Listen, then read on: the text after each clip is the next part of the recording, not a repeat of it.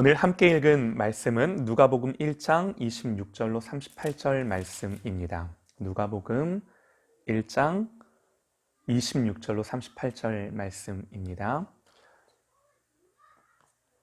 오늘 하나님의 말씀은 누가복음 1장 26절에서 38절 제가 읽어드리겠습니다. 여섯째 달에 천사 가브리엘이 하나님의 보내심을 받아 갈릴리 나사렛이란 동네에 가서 다윗의 자손 요셉이라 하는 사람과 약혼한 처녀에게 이르니 그 처녀의 이름은 마리아라. 그에게 들어가 이르되 은혜를 받은 자여 평안할지어다 주께서 너와 함께 하시도다 하니 처녀가 그 말을 듣고 놀라 이런 인사가 어찌민가 생각하매 천사가 이르되 마리아여 무서워하지 말라. 내가 하나님께 은혜를 입었느니라. 보라 내가 잉태하여 아들을 낳으리니 그 이름을 예수라 하라. 그가 큰 자가 되고 지극히 높으신 이의 아들이라 일컬어질 것이요 주 하나님께서 그 조상 다윗의 왕위를 그에게 주시리니 영원히 야곱의 집을 왕으로 다스릴 것이며 그 나라가 무궁하리라. 마리아가 천사에게 말하되 나는 남자를 알지 못하니 어찌 이 일이 있으리까? 천사가 대답하여 이르되 성령이 내게 임하고 지극히 높으신 이의 능력이 너를 덮으리니 이러므로 나실 바 거룩한 이는 하나님의 아들이라 일컬어지리라. 보라 내 친족 엘리사벳도 늙어서 아들을 배었느니라. 본래 임신하지 못한다고 알려진 이가 이미 6달이 되었나니 대저 하나님의 모든 말씀은 능하지 못하심이 없느니라. 마리아가 이르되 주의 여종이오니 말씀대로 내게 이루어지이다 하매 천사가 떠나가니라. 아멘. 아멘. 그리스도의 이 땅에 오심은 말씀의 성취입니다. 성경에 예언된 모든 율법과 선지자의 글들이 예수님의 오심으로 다 이루어졌습니다. 아멘. 아멘. 예수님 말씀하세요. 내가 율법이나 선지자를 폐하러 온 줄로 생각하지 말라. 폐하러 온 것이 아니요 완전하게 하려 함이라. 진실로 너희에게 이르노니 천지가 없어지기 전에는 율법의 1.1획도 결코 없어지지 아니하고 다 이루리라. 내가 선지자나 율법을 폐하러 온 줄로 생각하지 말래요. 그 폐하러 온 것이 아니라 도리어 완전하게 하기 위해, 다 이루기 위해 이 땅에 오셨다고 주님이 말씀하십니다. 주님이 그렇다면 그런 거죠.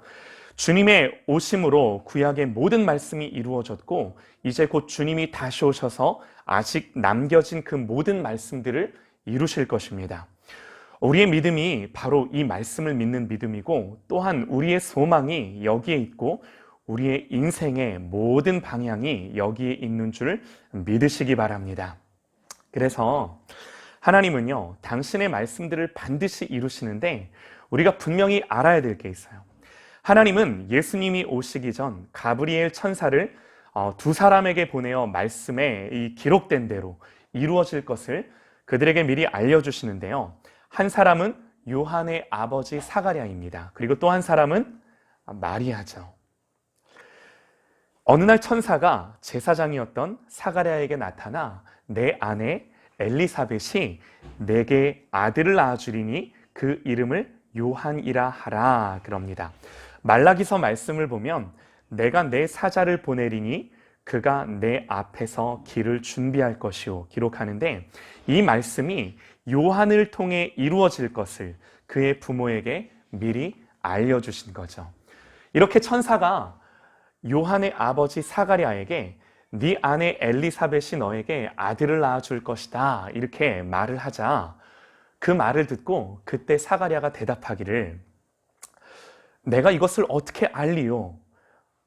아니 내가 이것을 어떻게 믿을 수 있겠습니까? 그렇게 반응하는 거죠. 왜 그런가 봤더니 나는 늙었고 내 아내도 나이가 많은데 어떻게 이런 일이 나에게 있을 수 있겠습니까? 묻는 거죠. 그랬더니 천사가 나는 하나님 앞에 서 있는 가브리엘이라 이 좋은 소식을 전하여 내게 말하라고 보내심을 받았노라. 보라, 이 일이 되는 날까지 내가 말 못하는 자가 되어 능히 말을 못하리니 이는 내가 내 말을 믿지 아니함이거니와 때가 이르면 내 말이 이루어지리라 하더라. 내 말이 이루어지리라 하더라. 이게 단순히 천사의 말이 아니죠. 천사는 단지 소식을 보내라고 보냄받았을 뿐, 보내신 분의 말이 이루어질 거다라고 성경이 말하는 거죠. 성경 분명히 말씀합니다. 너는 내 말을 믿지 아니함이거니와 때가 되면 그 말씀이 이루어지리라. 여기서 우리가 알 수 있는 게 뭐냐면, 비록 사가랴가 천사의 말을 듣고 믿음으로 반응하지 못했지만 반드시, 그러니까 내가 믿지 못했지만 반드시 그 말씀이 이루어진대요. 왜? 이 말씀은 하나님의 약속의 말씀이기 때문에, 이것이 하나님의 약속의 말씀이기 때문에 반드시 이루어지는 줄 믿습니다. 천사가 찾아간 또 한 사람은요, 우리가 오늘 읽은 말씀에 나옵니다. 이번에는 천사가 마리아에게 나타나 은혜를 받은 자여 평안할지어다. 주께서 너와 함께 하시도다. 보라, 내가 잉태하여 아들을 낳으리니 그 이름을 예수라 하라. 그랬더니 마리아도 그 천사의 이 말에 반응을 어떻게 하느냐? 아니, 나는 남자를 알지 못하니 어찌 이 일이 있으리까? 그랬더니 천사가 대답하여 이르되, 성령이 내게 임하고 지극히 높으신 이의 능력이 너를 덮으리니 하나님의 모든 말씀은 능하지 못하심이 없느니라. 그랬더니 이번에는 마리아가 대답하기를 이르되, 주의 여종이오니 말씀대로 내게 이루어지이다. 이 두 사건에는요, 공통점과 차이점이 있습니다. 주님이 오시기 전 가브리엘이 사가랴와 마리아에게 요한과 예수님의 탄생을 전했을 때 두 사건 모두 결론이 뭐예요? 말씀대로 이루어지이다. 이 천사의 전해준 말 앞에 두 사건 모두 다 이 공통점은 그 말씀대로 그대로 이루어지겠나이다. 이것이 이 사건의 공통점이에요. 차이점은 뭔가요? 천사가 사가랴에게는 내가 내 말을 믿지 아니함이거니와 때가 이르면 이 말씀이 이루어지이다. 반면에 마리아는요, 나는 주의 여종이오니 말씀대로 내게 이루어지이다. 우리가 이 말씀을 통해 알 수 있는 게 뭔가? 예수님의 이 땅에 오심이 뭔가? 예수님의 이 땅에 오심은 우리가 믿지 못하기 때문에 안 이루어질 것도 아니고, 반면에 믿었기 때문에 그 일이 이루어진 것도 아니다라고 하는 겁니다. 우리의 믿음의 여부와는 상관없이 오직 하나님의 은혜로, 하나님의 말씀에 그렇게 메시아가 오신다라고 기록되어 있기 때문에, 말씀이 우리에게 그렇게 약속하고 있기 때문에 우리가 믿든 믿지 아니하든 하나님의 말씀은 그대로 이루어지는 말씀인 줄 믿습니다. 우리의 믿음의 여부와는 상관없이 하나님의 은혜로 성취된 하나님의 말씀이다라는 거죠. 그래서 결론이 뭐예요? 그럼 내가 믿거나 말거나네. 우리가 안 믿어도 어차피 이루어지겠네. 이게 결론이 아니라 성경은 믿으라는 거예요.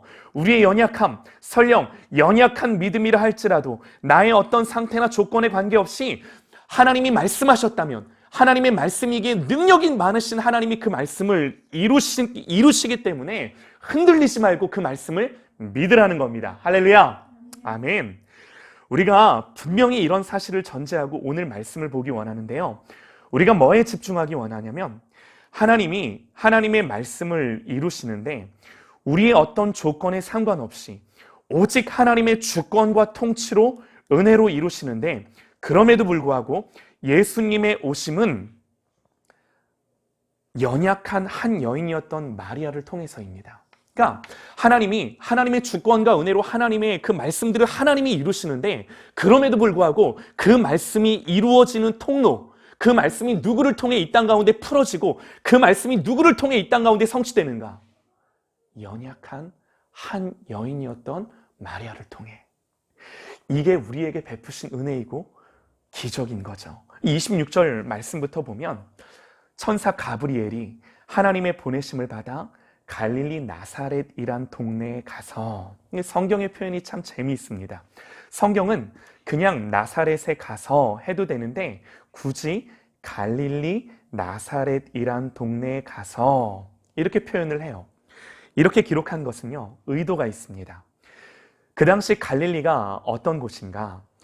이사야가 메시아에 대해 예언하기를 스불론 땅과 납달리 땅과 요단강 저편 해변길과 이방의 갈릴리여. 갈릴리를 가리켜 이방의 갈릴리여 그럽니다. 아니, 갈릴리가 왜 이방 땅입니까? 갈릴리는요, 유대 땅이에요. 지리적으로 이 갈릴리라는 곳은 이방 땅이 아니라 이스라엘 나라에 속한 땅입니다. 이스라엘에 속한 땅이에요. 그런데 그 땅은 언제나 이방 땅처럼 여겨지던 곳. 아니, 이방인들보다도 더 못하게 멸시받고 조롱받던 곳이 바로 그 갈릴리라는 곳. 말씀드렸습니다. 왜 그런가 하면 잦은 이방인들의 침략이 끊이지 않았던 곳이에요. 그러니까 그러다 보니 그 이방인들이 침략하고 그 땅에 들어와서 이 땅에 살던 유대인들, 이 땅에 살던 이스라엘 백성들이 그 이방인들과 섞이게 되고, 그래서 순수한 유대인들이 아니라 혼혈인들이 많아지게 되는데, 이 외국인들과 섞여서 자녀들이 태어나고 그런 사람들이 늘어나게 되면서 이방인 취급받는 거죠. 왜 이방인 취급해요? 율법이 이방인들과 통혼하는 것을 금합니다. 율법이 이방인들과 결혼하는 것을 금해요. 그래서 그 당시 그 율법이 지배하던 그 사회 속에서 율법의 기준으로 보면 이 갈릴리, 이곳에 살던 사람들은 이방인들보다 더 못한 사람들처럼 취급되어지고 여겨지는 거죠. 그래서 성경은 이방의 갈릴리라고 말하는 거죠. 특별히 그 갈릴리의 나사렛 출신 그러면 일단 무시하고 천시하고 시작하는데, 예수님의 제자 중에 나다나엘이라는 사람이 있습니다. 어느 날 친구인 빌립이 찾아와서 나다나엘에게 내가 메시아를 만났다라고 이야기합니다. 빌립이 나다나엘을 찾아 이르되 모세가 율법에 기록하였고 여러 선지자가 기록한 그 일을 우리가 만났으니 요셉의 아들 나사렛 예수니라.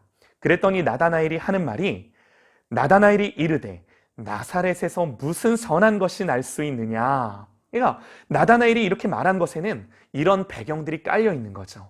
나사렛 출신이라는 이유 하나만으로 내가 메시아를 만났다라고 하는 그 빌립의 전도에 귀를 기울이지 않는 겁니다.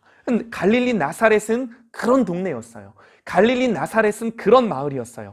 바로 그런 곳에 살던 한 어린 여인이었습니다. 아무도 주목하지 않고 아무도 귀히 여기지 않는 그 조그마한 마을에 천사 가브리엘이 하나님의 보내심을 받아 그 갈릴리 나사렛이란 동네에 가서 다윗의 자손 요셉이라 하는 사람과 약혼한 처녀에게 이르니 그 처녀의 이름은 마리아라. 하나님이 좋은 소식을 전하라고 가브리엘을 그 마을에 보내는데, 그 마을은 어떤 마을? 나사렛이라 불려지는 마을. 그러니까 이런 성경의 표현을 통해 성경이 우리에게 말해주고 싶은 게 뭔가? 전적인 하나님의 은혜요, 조건 없이 하나님이 찾아와 주심이라는 거죠. 우리가 분명히 알기 원합니다. 메시아의 이 땅에 오심은요, 세상이 보기에는 연약하고 보잘것없는 것 같아도 그것을 통해 얼마든지 일하시고 역사하시는 하나님이세요. 하나님은요, 오히려 그 연약함을 통해 구약의 모든 율법과 선지자의 말씀을 이루는 통로로 쓰신다라는 것입니다.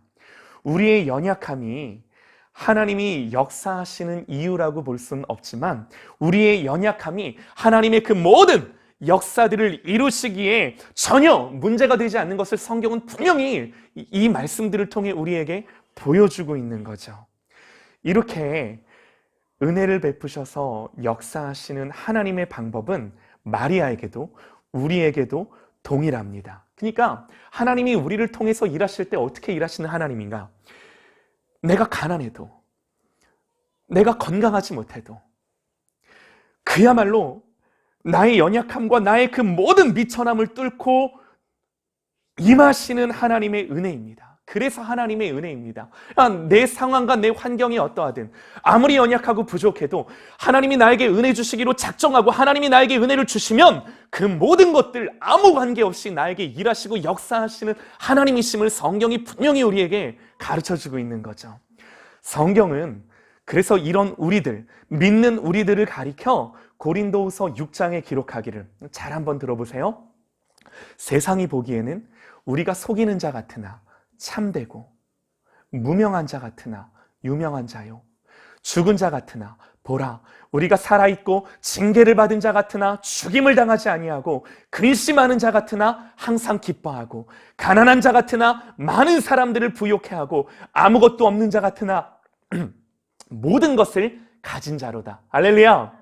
그러니까 이게 성경에서 하나님의 자녀인 우리들에게 주시는 놀라운 하나님의 은혜라는 거죠. 세상이 보기에는 아무것도 아닌 자들 같으나 세상이 보기에는 그러할지 몰라도 하나님의 은혜로 말미암아 참된 자요 유명한 자요 징계를 받은 자 같으나 죽임을 당하지 아니하고 근심하는 자 같으나 기뻐하고 가난한 자 같으나 부요하고 많은 이들을 부욕해 하는 자라고 성경이 예수 믿는 하나님의 백성들을 가리켜 약속해주는 약속의 말씀입니다.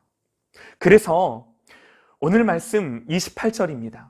그래서 천사가 마리아에게 뭐라고 인사를 하냐면 천사가 그에게 들어가 이르되 은혜를 받은 자여 평안할지어다. 주께서 너와 함께 하시도다. 은혜를 받은 자여, 은혜를 받은 자여.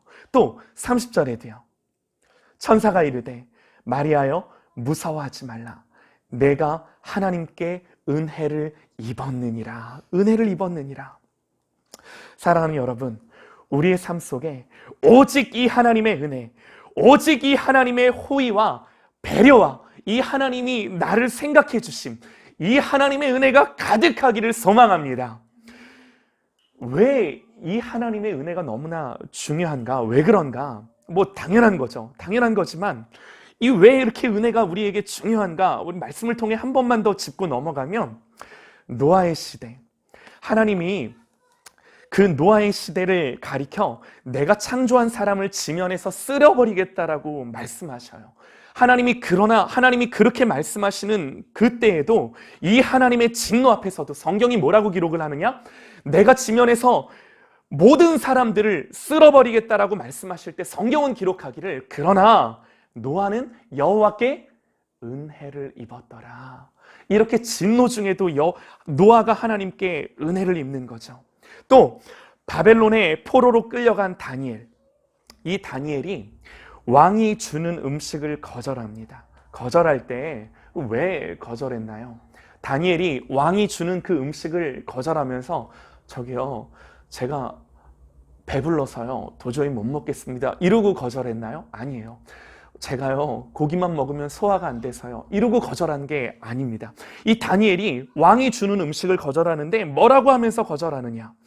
다니엘은 뜻을 정하여 왕의 음식과 그가 마시는 포도주로 자기를 더럽히지 아니하리라 하고 자기를 더럽히지 아니하도록 환관장에게 구하니, 아니 포로인 주제에 왕이 주는 음식을 왜 못 먹겠다라고 거절을 하냐면 더러워서 못 먹겠다고, 더러워서 못 먹겠다라고 말하는 거죠. 포로가 이렇게 말하면 그 자리에서 죽어도 할 말이 없는데 그렇게 말하며 그 음식을 거절할 때 성경은 기록합니다. 하나님이 다니엘로 하여금 환관장에게 은혜와 긍휼을 얻게 하신지라. 무슨 말입니까? 은혜는요, 나의 형편, 나의 상황, 나의 조건, 이 모든 것을 뛰어넘어 나에게 하나님으로만 그 일이 되어지게 합니다. 나에게 하나님으로만 그 일들이 돌파되어지게 합니다. 그래서 내 생각에는 모든 상황이 막혀있고 안 될 것 같고 이렇게 하면 정말 큰일 날 것 같고 그럼에도 불구하고 거기에 하나님의 호의, 하나님의 이 생각해 주심, 배려해 주심, 나를 향한 이 하나님의 은혜가 부어지면 그 모든 것들이 상황과 환경은 안 될 것 같았는데 그런데 하나님의 은혜로 말미암아 그것들이 되어지는 것을 우리가 경험한다라는 거죠. 여러분, 우리가 정말 이 땅을 살아갈 때 내 실력, 무슨 내 능력, 무슨 조건과 상황 아니면 뭐 누구 힘 있는 사람 때문에 그 일들이 되어지는 것이 아니라 그야말로 이 하나님의 호의와 하나님의 은혜로 말미암아 되어지는 것을 경험하는 저와 여러분 되시기를 바랍니다. 젊은 목사가요, 이제 막 이렇게 교회를 개척하고 이렇게 목회하는데 하나님 앞에 은혜를 구하는 것 외에는 제가 할 게 없더라고요. 하다못해 이렇게 장소를 빌려주시는 이 카페 대표님에게도 하나님의 은혜와 긍휼을 얻게 하신지라의 은혜가 있게 하옵소서. 제가 정말 기도할 게 이 기도밖에는 없더라고요. 생각해 보면요, 그래요. 아무리 작은 것 하나도 은혜 아니면 되어질 것이 없고, 아무리 크고 힘든 일 같아도 하나님의 은혜면 그 일이 되어지는 것입니다. 오직 하나님의 은혜로 저와 여러분이 사는 겁니다. 그래서 이렇게 하나님의 은혜가 너무너무 중요한데요, 이건 그냥 주님이 하실 일이세요. 여기에 우리가 뭔가를 더할 것도 없고요, 뺄 것도 없습니다. 그래서 이제 우리에게 중요한 것은요, 이 하나님의 은혜 앞에 우리의 태도입니다. 은혜는요, 나의 조건과 상관없이 주어지는 것이지만, 은혜가 주어졌을 때 나의 태도는 분명히 그리스도인의 책임에 속한 영역입니다. 여러분, 우리가요, 하나님의 자녀가 되는 것은 은혜예요. 전적인 하나님의 은혜예요. 여기에 우리가 뭔가를 할 일이 없어요. 하나님의 은혜로 말미암아 구원받은 하나님의 자녀가 되는 것입니다. 그러나 우리가 자녀가 된 이후에 자녀답게 살아가는 것은요, 이제 하나님이 내게 주신 그 은혜를 붙들고, 하나님이 내 마음에, 내 심령에 주신 그 은혜를 부여잡고, 그 은혜로 말미암아 자녀답게 살아가는 것을 날마다 매일같이 훈련하고, 하나님 앞에 엎드리고, 하나님의 은혜를 구하고 또 구하며 자녀답게 사는 것을, 예수님을 닮아가는 것을 날마다 살아내는 거죠. 여러분, 이것은 분명히 우리에게 속한 책임인 줄 저와 여러분이 믿으시기 바랍니다. 그래서 오늘 이렇게 은혜 받은 마리아를 통해 몇 가지 배우고자 하는데요, 29절 말씀에 천사가 그에게 들어가 이르되 은혜를 받은 자여 평안할지어다, 주께서 너와 함께 하시도다 하니 처녀가 그 말을 듣고 놀라 이런 인사가 어찌민가 생각하매 마리아가 놀랐다고 합니다. 왜 놀랐을까요? 천사를 봤으니 당연히 놀랄 법도 하죠. 그런데 말씀을 잘 보면 단순히 천사를 보고 놀란 것이 아니라 마리아가 그 말을 듣고 놀라 이런 인사가 어찌민가. 그래서 놀란 이유가 단순히 천사를 봤기 때문이 아니라 천사가 그렇게 인사했기 때문이에요. 그러니까 무슨 말이냐면, 당시 유대인들은 생각하기를 하나님이 보내신 천사를 대하는 것은 최고의 특권이자 영광이었습니다. 그런데 천사가 자기에게 나타나 은혜를 입은 자라고 선포하는 거죠. 그래서 생각하는 거죠. 아니, 어떻게 나 같은 사람에게 천사가 나타나 그렇게 인사를 할까? 마리아가 이렇게 생각할 법한 게, 지금 마리아가 사는 곳이 어디예요? 아까도 말씀드렸듯이 갈릴리. 그야말로 많은 사람들이 무시하고 천시하고 멸시하는 그곳에, 그 촌 동네에 살던 이 작은 여자아이에게 하나님의 천사가 나타나 하나님의 은혜를 입은 자여라고 말하는 겁니다. 하나님의 은혜를 입은 자여라고 말하는 거죠. 그러니까 감히 어떻게 나 같은 사람에게 천사가 이렇게 와서 이런 인사를 할 수 있는가 생각하는 거죠. 이게 마리아가 놀라는 이유입니다. 이거 무슨 말인가요?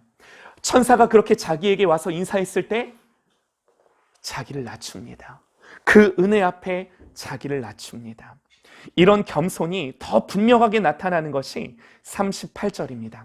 천사의 말을 다 듣고 마리아가 대답하기를, 마리아가 이르되 주의 여종이오니 말씀대로 내게 이루어지이다. 마리아가 뭐라고 고백해요? 주의 여종이오니. 하나님, 저는 주님 앞에 미천한 여종에 불과합니다. 우리가 개역개정 성경을 보는데 이 개역 한글 성경에는 마리아가 천사를 향하여 이렇게 표현해요. 나는 주의 계집종이오니. 그야말로 마리아가 자기를 낮추어 표현할 수 있는 가장 낮은 자의 표현으로 천사 앞에, 하나님이 자기에게 은혜 주심 앞에 자기를 표현합니다. 감히 천사를 대면하며 은혜를 받은 자라는 인사를 받을 자격도 없고 그저 주님의 미천한 여종에 불과하다는 것을 아는 것. 여러분, 이것은요 자기 비하가 아닙니다. 이건요 1만 달란트 빚을 탕감해준 그 왕의 호의와 은혜 앞에 그 빚을 탕감받은 자의 당연한 태도인 거죠. 이것이 마리아의 태도였습니다. 이걸 단순히 겸손 이렇게 표현하는 것보다는 그냥 진짜 은혜 받은 자의 모습인 거예요. 하나님, 나 자격 없는데. 하나님, 나에게 이 모든 것들 너무나도 과분한데. 그저 내가 할 말은 이런 하나님 앞에, 은혜 앞에, 하나님, 내가 자격 없고 나 아무것도 아닌데 하나님 나에게 이런 은혜를 주십니까? 라고 고백하며, 하나님, 사랑합니다. 하나님, 고맙습니다. 주님, 감사합니다. 이 말밖에는 없는 거죠. 사랑하는 여러분, 우리가 매일매일 하나님의 은혜를 깨닫고 이 하나님의 은혜 앞에 이렇게 반응하는 저와 여러분 되시기를 소망합니다. 그야말로 여러분, 성탄절이 다가오는데요. 성탄이 뭔가요? 하나님이 사람이 되신 거예요. 하나님이 사람이 되신 것도 모자라 그분이 죄인이 되신 거고, 그분이 죄인이 되셔서 십자가에 달려 자기의 생명을, 자기의 모든 것들을 우리에게 주심입니다. 이 모든 은혜 앞에 그야말로 우리가 고백할 수 있는 것은, 하나님, 내가 그럴 자격이 없는데, 하나님, 나는 정말 미천하고 하나님 앞에 아무것도 아닌 자인데 하나님 나에게 이렇게 은혜를 주십니까? 하나님 감사합니다. 하나님 고맙습니다. 여러분, 우리가요, 이렇게 은혜 받은 자의 모습으로 사는 게 너무너무 중요한데, 하나님의 은혜 앞에 우리가 이렇게 반응하는 것이 왜 중요한가? 왜 중요한가? 여러분, 예수 그리스도는, 메시아는요, 이런 마리아의 은혜 받은 자의 모습을 통해 이 땅에 오신 거예요. 구약의 말씀은 비록 가난한 마을의 여린 처녀였지만, 정말 가난하고 아무것도 없는 그런 한 여인이었지만, 이런 은혜 받은, 자기를 주님 앞에 낮추는 모습을 쓰셔서 하나님의 그 모든 말씀이 성취된 줄 믿으시기 바랍니다. 여러분, 이것이 하나님이 역사하시는 방법인 거죠. 하나님이 사울 왕을 언제 쓰셨나요? 사울도 분명히 하나님께 쓰임받은 적이 있습니다. 언제인가요? 사무엘이 이렇게 말합니다. 사무엘이 이르되 왕이 스스로 작게 여길 그때에 이스라엘 지파의 머리가 되지 아니하셨나이까? 여호와께서 왕에게 그때의 기름을 부어 이스라엘의 왕을 삼으시고 그래요. 언제요? 스스로 작게 여길 그때에. 우리가 스스로를 주님 앞에 늘 작게 여기는, 그러나 나를 향한 주님의 은혜는 결코 작아지지 않는 저와 여러분 되기를 바랍니다. 나는 작은 자이나 내 앞에 있는 하나님의 은혜는 존귀한 하나님의 자녀인 것을 늘 기억하는 여러분, 그런 저와 여러분 되시기를 소망합니다. 그래서요, 우리가 이 하나님의 은혜 앞에 은혜 받은 자의 모습으로 사는 게 너무너무 중요해요. 여러분, 예수님이 이런 마리아의 태도를 통해, 이런 마리아의 그 은혜 받은 자의 모습을 통해 이 땅에 오신 거예요. 그래서 이와 같은 사실을 우리가 기억하며 우리도 날마다 늘 이런 은혜 받은 자의 모습으로 하나님을 예배하며 주님 앞에 엎드리는 저와 여러분 되시기를 바랍니다. 또 마지막으로 이제 하나 더 보고 싶은 게요, 34절 말씀입니다. 마리아가 천사에게 말하되 나는 남자를 알지 못하니 어찌 이 일이 있으리까? 자신을 통해 메시아가 잉태되고 탄생할 것을 들었을 때 마리아의 반응이죠. 우리가 한번 생각해 봤으면 좋겠습니다. 결혼하기로 약혼한 처녀가 결혼 전에 아이를 낳는다. 그런데 더 심각한 건 지금 뱃속에 있는 아이는 결혼을 약속한 그 남자의 아이가 아니라는 거죠. 여러분, 이게 팩트예요. 이게 현실적인 사실이었어요. 오늘 같은 시대에도요, 이건 받아들이기 어렵죠. 그 당시 율법의 시대에는요, 이 같은 사실이 드러나면 돌에 맞아 죽어야 하는 심각한 상황인 거예요. 그러니까 그 천사의 말을 듣고 처녀가 놀라고 무섭고 두렵고, 여러분, 이걸 어떻게 도대체 내가 수습해야 할까?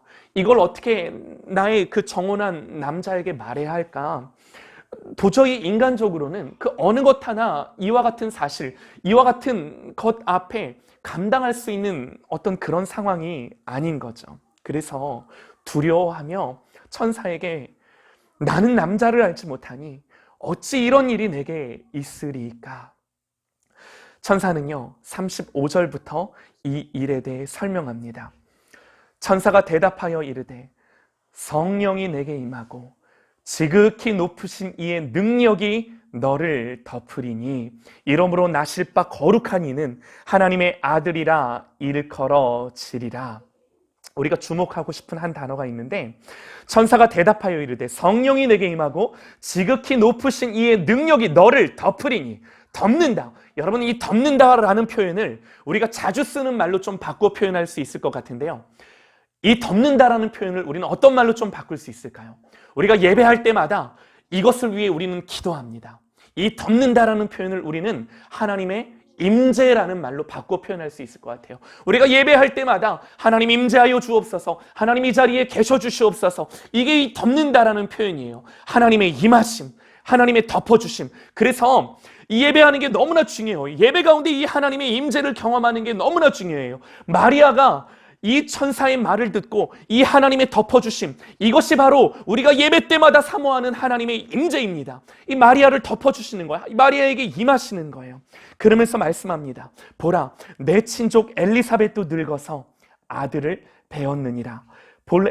본래 임신하지 못한다고 알려진 이가 이미 6달이 되었나니 대저 하나님의 모든 말씀은 능하지 못하심이 없느니라. 마지막 말씀, 하나님의 모든 말씀은 능하지 못하심이 없느니라. 여러분, 한번 여쭤볼게요. 하나님이 이 똑같은 말씀을 누구에게 하신 적이 있습니다. 누구에게 하셨을까요? 하나님이 아브라함에게 사라가 아이를 낳을 거라고 말했을 때, 사라가 그 말을 장막문 뒤에서 듣다가 웃으면서 혼잣말로 내가 노쇠하였고 내 주인도 늙었으니 내게 무슨 즐거움이 있으리요. 그때 하나님이 아브라함에게 사라가 왜 웃으며 이르기를 내가 늙었거늘 어떻게 아들을 낳으리요 하느냐, 그러면서 하시는 말씀이 여호와께 능하지 못한 일이 있겠느냐. 성경은요, 마리아에게도 동일하게 말씀합니다. 하나님의 모든 말씀은 능하지 못하심이 없느니라. 그때 마리아가 이르되 주의 여종이오니 그 말씀대로, 당신이 내게 전해준 그 하나님의 말씀대로 내게 이루어지이다. 우리가 놓치지 말아야 할 것이요, 하나님이 아브라함에게 그렇게 말씀하셨고 마리아에게도 동일하게 그렇게 말씀하셨고, 그렇게 말씀하셨고 그 말씀을 우리가 하나님의 말씀을 통해 알 수 있는 것처럼 그 하나님의 말씀을 이루신 하나님이세요. 그 말씀대로 그렇게 이루어 주신 하나님이세요. 그러면 이게 하나님이세요. 그렇게 말씀하셨고 그 말씀대로 이루시는 이 하나님이 우리가 믿는 하나님이세요. 이 말인즉 우리에게도, 아브라함에게도 그렇게 하셨던 것처럼, 마리아에게도 그렇게 하셨던 것처럼 우리에게도 동일하게 그렇게 말씀하시는 것뿐만 아니라 그 말씀대로 이루시는 하나님이시다라는 거죠. 동일하게도 하나님은 오늘 이 시대에도 내 삶 가운데 그렇게 역사하세요. 그들에게 능치 못하심이 없으셨던 것처럼 하나님 우리에게도 동일한 하나님이십니다. 우리에게도 능치 못하심이 없는 하나님이세요. 그러므로 우리는 이 말씀을 따라 아브라함이 고백했던 것처럼, 마리아가 고백했던 것처럼, 어떤 고백이요? 하나님, 내게 약속하신, 내게 말씀하신 그 말씀대로 이루어지겠나이다. 주님 말씀하시면 내게 그대로 되리이다. 주님의 말씀이 내게 하나도 빠짐없이 그대로 되리이다. 주님의 말씀이 나의 인생과 우리의 자녀들과 우리의 가정 가운데 하나님 그대로 되겠나이다. 그리고 그 말씀을 알고 어떻게 알아요? 읽어야 알죠. 들어야 알죠. 배워야 알죠. 그 말씀을 읽고 듣고 배워서 우리가 아는 그 말씀대로 믿고 구하는 거예요. 왜? 하나님의 말씀은 그 말씀대로 이루시는 하나님이기 때문에. 그러므로 우리가 이 말씀을 알고 말씀대로 이루어질 것을 믿고 구하는 저와 여러분 되시기를 소망합니다. 우리가 기억하십시다. 우리를 위해 구주가 이 땅에 오신 것은요, 이 가녀린 한 여인의 이 고백 위에 오신 것입니다. 여러분, 메시아는요, 이 마리아를 통해 오셨어요. 구약의 모든 율법과 선지자의 글들의 완성은 이 연약한 한 여인의 믿음을 쓰셔서 이루신 하나님의 능력입니다. 그러므로 자기를 하나님 앞에 낮추었던 마리아, 그 하나님의 은혜 주심 앞에 자기를 미천하게 여기며 그럼에도 불구하고 그 하나님의 은혜 앞에 감사하며 감격하며 반응할 줄 알았던 그 마리아의 믿음, 또한 하나님의 말씀이 반드시 이루어지고 성취될 것을 믿었던 마리아, 그 마리아의 마지막 고백이 우리의 결론이 되기를 원하는데요, 45절부터입니다. 우리가 쭉 밑으로 내려가서 45절부터 우리가 말씀을 눈으로 한번 보시기 바랍니다. 제가 읽어드리겠습니다. 주께서 하신 말씀이 반드시 이루어지리라고 믿은 그 여자에게 복이 있도다. 마리아가 이르되 내 영혼이 주를 찬양하며 내 마음이 하나님 내 구주를 기뻐하였음은 그의 여종의 비천함을 돌보셨음이라. 보라, 이제 후로는 만세의 날을 복이 있다 일컬으리로다. 능하신 이가 큰 일을 내게 행하셨으니 그 이름이 거룩하시며 긍휼하심이 두려워하는 자에게 대대에 이르리로다. 여러분, 이게 뭔가요? 마리아의 찬양입니다. 마리아가 하나님을 예배하는 것입니다. 찬송하는 것입니다. 마리아, 오늘 천사가 마리아를 찾아갔던 이 사건이 무엇으로 마무리되나요? 예배로 마무리됩니다. 그러므로 자기를 낮추고 말씀을 믿고 이 땅에 오신 예수 그리스도를 기뻐하며 예배하고 즐거워하고 사랑하십시다. 하나님이 통치하십니다. 그러므로 우리가 말씀을 통해 기억해야 될 게 뭐예요? 오늘 메시아는 무엇을 통해 오시는가? 메시아가 이 땅에 오심은 전적인 하나님의 은혜요 주권이요 하나님의 말씀, 구약의 모든 말씀에 그리스도가 이 땅에 오시겠다라고 말씀하셨고 약속하셨기 때문에 하나님의 주권과 하나님의 은혜와 하나님의 통치로 오신 거예요. 그러나 우리가 기억해야 될 게 있어요. 무엇을 통해, 무엇을 쓰셔서 그 메시아가 이 땅 가운데 오셨나요?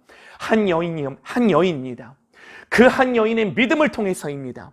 그 한 여인의 하나님 앞에 자기를 낮추는 은혜 받은 자의 모습을 통해 이 땅에 오신 거예요. 그러므로 예수님의 처음 오심이 그렇게 오셨다라고 한다면 이제 곧 다시 오실, 여러분, 주님이 어떻게 이 땅 가운데 다시 오시겠습니까? 다른 거 아니죠. 우리의 믿음을 통해, 우리의 낮아짐을 통해 하나님의 은혜 앞에 반응하는 그런 우리의 예배하는 모습을 통해 여러분, 예수님의 재림, 예수님이 왕으로 이 땅에 그런 저와 여러분의 믿음을 통해 예배하는 그것을 통해 이 땅에 오실 줄 믿습니다. 그러므로 그 하나님을 사랑하고 그 하나님을 바라보고 붙들고 날마다 그 하나님을 예배함으로 말미암아 예수님의 이 땅에 오심이 한 여인 그 마리아를 통해 준비되었던 것처럼 예수님의 다시 오심이 우리의 그런 예배를 통해 준비되어지는 삶을 살아가는 저와 여러분이 되시기를 간절히 소망합니다. 우리 같이 기도하시겠습니다.